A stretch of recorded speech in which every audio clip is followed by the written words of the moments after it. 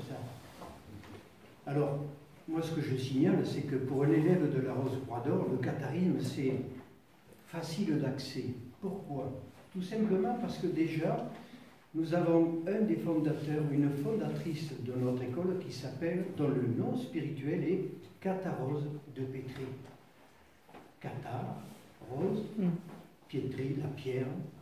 Donc, vous voyez le lien déjà qui peut exister. Alors, on ne va pas rentrer dans cet aspect-là, mais c'est un fait. Et donc, le trésor immatériel des cathares, ça va être une réflexion qu'il va falloir prendre au niveau ésotérique. Ésotérique, pas dans le sens de l'intérieur. Parce qu'effectivement, le message des cathares n'a jamais été ésotérique. Par contre, notre manière de l'aborder peut être soit exotérique, soit ésotérique. Vous savez tous, bien sûr, que de nombreuses légendes ont circulé par rapport au trésor des cathares. Mais jusqu'à présent, la recherche de ce trésor, dans son ensemble, est restée stérile.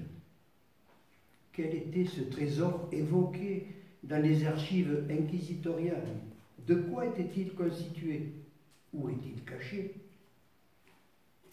Si nous réfléchissons à cela, le problème réside essentiellement dans la notion, dans la conception que nous avons actuellement de ce que représente un trésor. Dans notre monde matérialiste, dans notre société de consommation, nous imaginons un trésor comme un coffre rempli de pièces d'or, à l'instar de l'île au trésor de Stevenson, ou bien dans la fameuse légende du trésor des Templiers de Rennes-le-Château, qui présente les mêmes hypothèses. Une des possibilités de l'apparition de cette légende se base sur la déclaration faite devant l'inquisiteur Ferrer d'Arnaud Roger de Mirepoix, l'un des survivants de la chute de Montségur en 1244. Il nous dit ce qui suit. Quand les parfaits sortirent du château de Montségur, dans la nuit de sa reddition en 1244, après que les autres parfaits eurent été brûlés en masse, Pierre Roger de Mirepoix retint au château Amiel Écart et son compagnon Hugues. Le dit Pierre Roger les poursuivit et ils s'évadèrent. Ce fut fait pour que l'église des hérétiques ne soit pas un trésor qui était caché dans les bois. Alors évidemment, selon d'autres sources, les postulats divergent. Des historiens ont avancé l'idée qu'il serait allé en Italie, rejoindre un fief cathare. Beaucoup l'ont recherché dans les terres du Sabartès, l'imaginant caché dans l'une de ces nombreuses grottes. Mais où trouver la réalité dans ces récits? Un fait est à prendre en compte dans cette recherche de la vérité, c'est le silence historique, ça a déjà été abordé, qui a pesé pendant plus de 700 ans et qui a permis de transformer systématiquement les cathares en des êtres pervers, dangereux pour la société, un cancer qu'il fallait extirper pour sauver la civilisation, comme le proclamait le pape Innocent III. Alors, ce que je pourrais formuler, c'est que c'est pas les premières, mais c'est ce qu'on appelle à l'heure actuelle, communément, les fake news. On transforme la réalité et on va, à travers des informations biaisées ou transformées, on va déformer tout ce qui est dit. Et donc, ça suit petit à petit, ça suit son cours, parce que les fake news, le problème, c'est de les stopper à un moment donné et de rétablir la vérité. Et c'est ça le plus difficile. Alors effectivement, vers le milieu du 19e siècle, la véritable histoire du catharisme a pu être enfin réécrite. Grâce à la publication d'innombrables récits de l'Inquisition et de traités théologiques de l'époque, ceux-ci se mêlèrent aux récits légendaires auxquels les romantiques occitans ont contribué. Mais demandons-nous de manière raisonnée, dépassionnée, avec tout ce que nous savons au sujet des cathares, de quoi pourrait bien être constitué le trésor que l'Église cathare conservait?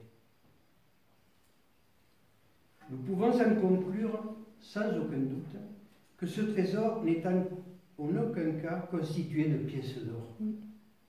Pourquoi cette supposition? Posons d'autres questions essentielles. Comment vivaient les cathares? Il y a déjà eu quelques réponses qui vous ont été apportées. Quelles étaient leurs aspirations? Alors seulement, après avoir réfléchi longuement à ces questions, nous pourrons aller un peu plus loin dans la recherche de ce mystère. Nous avons de nombreuses preuves documentées sur le mode de vie des bonhommes et des bonnes femmes occitans. Et nous savons qu'ils ont non seulement prêché la vie évangélique, mais qu'ils l'ont également exercée sur eux-mêmes.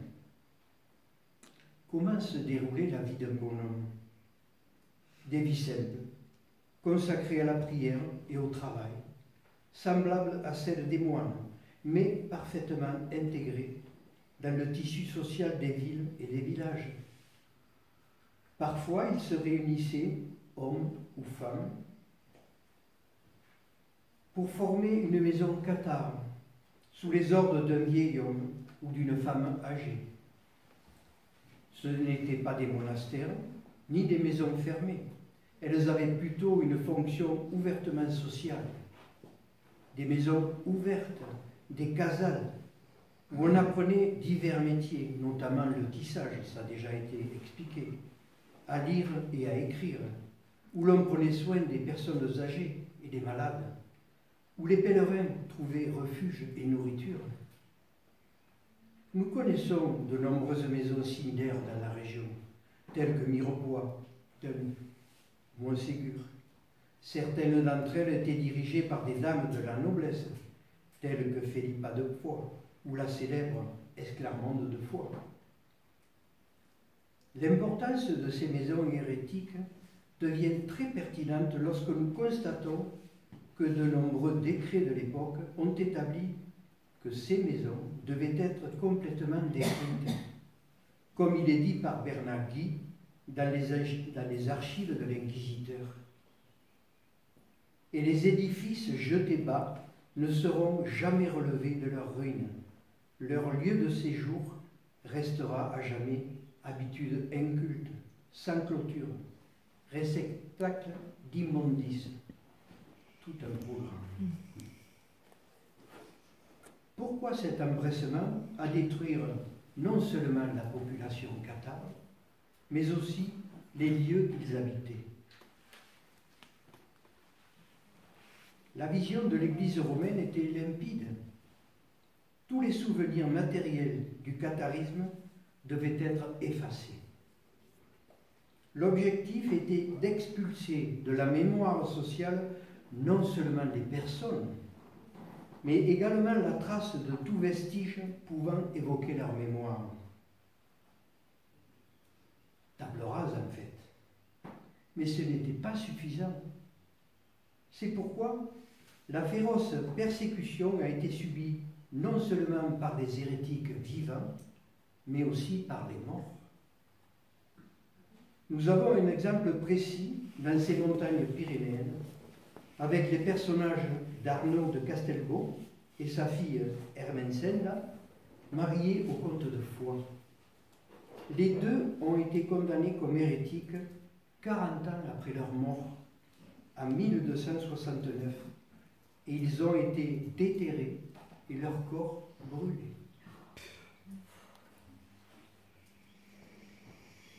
L'Église romaine a ainsi manigancé qu'au jour du jugement dernier, les hérétiques ne pourraient pas ressusciter s'ils ne conservaient pas les os de leur corps. La perversité des hérétiques, selon cette vision, ne méritait même pas la possibilité d'être jugée. Bernard Guy, dans son manuel de l'Inquisiteur, nous donne un indice pour comprendre ce qui se cache derrière la pensée cathare. Il nie la résurrection future des corps humains et, à défaut, imagine certains corps spirituels et certains hommes intérieurs. Et de ces derniers, c'est dans ce sens qu'il faut l'entendre, la résurrection à venir.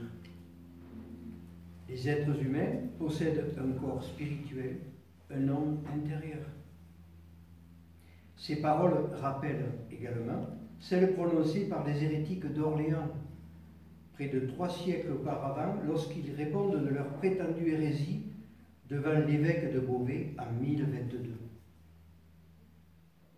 Tu peux raconter cela à ceux qui goûtent les choses terrestres et qui sont des inventions d'hommes écrites sur des peaux d'animaux. Pour nous, qui avons la loi écrite par le Saint-Esprit dans l'homme intérieur, et tout ce que nous savons de Dieu, créateur de toutes choses, vous proférez en vain des mots inutiles et étrangers aux choses divines. Dans cette idée se trouve la racine de toute la pensée cathare, et nous pouvons avoir l'intuition de ce que pouvait représenter son véritable trésor. Devant l'Église romaine qui jugeait essentiel de maintenir un contrôle strict de la société par son dogmatisme religieux, l'Église cathare plaça tous ses efforts dans un objectif purement spirituel. Dans cette optique, nous lisons dans un traité cathare anonyme. Mais comme ils sont assez nombreux, ceux qui se préoccupent le moins possible de l'autre monde et des autres créatures, et ne s'intéressent qu'à celles que l'on peut voir dans celui-ci, mauvaises, vaines, corruptibles, et qui, de même qu'elles sont venues sans aucun doute du néant, retourneront au néant. Nous disons, nous, qu'il existe un autre monde et d'autres créatures incorruptibles et éternelles, dans lesquelles consiste notre joie et notre espérance. Cela est affirmé dans le manuscrit de Dublin, où un sermon sur l'église cathare, la Grèce de Lyon, est transcrit en occitan. Cette église n'est pas de pierre, ni de bois, ni de rien qui soit fait de main d'homme. Car il est écrit dans les Actes des Apôtres que le Très-Haut ne demeure pas en chose faite de main d'homme. Mais cette sainte Église est assemblée des fidèles et de saints dans laquelle Jésus-Christ se tient et se tiendra jusqu'à la fin des siècles. Après tout ce qui vient d'être dit, peut-on encore imaginer que le trésor des cathares ait été un trésor tangible ou un objet de cupidité matérielle? Je vous laisse la réponse. Nul doute, amis, que le précieux trésor que les cathares ont laissé à la postérité n'est pas conservé dans les musées. Le trésor qu'ils possédaient était leur témoignage de vie, non seulement par le dévouement à un chemin spirituel et personnel, d'une grande authenticité, mais aussi pour leur abnégation à montrer à leurs semblables que la foi ne deviendrait pas véritable connaissance si elle n'impliquait pas une pratique de vie correspondante. Cet aspect, il est toujours actuel. Sinon, ce ne sont que des rêves, ce ne sont que des mots. Tant que nous ne transcrivons pas dans nos vies ce que nous avons compris et que nous mettons en acte, on est dans le discours. Et ça, c'est valable pour chacun de nous. Il n'y a pas de jugement, c'est une observation que l'on doit faire en soi-même. Cette pratique de vie a laissé une marque indélébile sur la conscience du peuple, sur ses traditions et ses croyances, et aussi sur les lieux de vie et de prédication des cathares. Aujourd'hui, nous pouvons toujours respirer cette liberté de conscience, cette égalité à laquelle aspiraient les bons foyers, cette fraternité humaine à laquelle ils se sont consacrés de toute leur force jusqu'aux conséquences les plus ultimes. Ça a déjà été évoqué aussi. La graine que les Cathares ont plantée dans l'âme des peuples ne pouvait être annihilée ou effacée du cœur humain. En son temps, elle prendrait racine, grandirait et prospérerait, jusqu'à ce qu'elle devienne fructueuse lorsque les temps seraient mûrs pour cela. Sans aucun doute, le présent est la somme de tout ce que l'humanité a connu dans le passé. Ce passé nous a amenés à ce que nous sommes maintenant, avec toutes ses lacunes et ses imperfections. L'endroit où nous nous trouvons aujourd'hui est un arrêt sur la route que nous avons parcourue en tant qu'humanité il y a des milliers d'années. Tout au long de cette période, certains faits ont marqué une avancée significative dans l'histoire de l'humanité. Et le catharisme était sans aucun doute un tel événement, un tel trésor. Merci beaucoup pour votre attention.